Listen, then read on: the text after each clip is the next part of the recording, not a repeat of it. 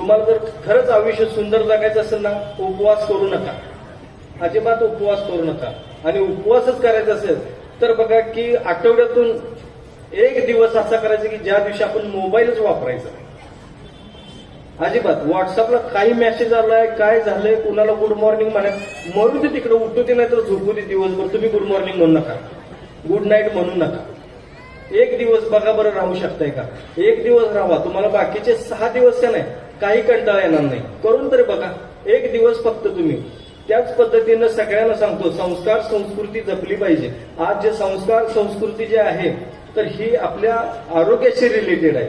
संस्कार आणि संस्कृतीमध्ये काय आहेत माहिती, आज माता भगिनी जर जास्त म्हणून तुमच्याबद्दल बोलतो, तर महिलांनी करंगळीच्या बाजूचं बोट जर 30 सेकंद फक्त असं फिरवलं ना तर चष्मा लागणार नाही, डोकेदुखीचा त्रास होणार नाही, मायग्रेन होणार नाही.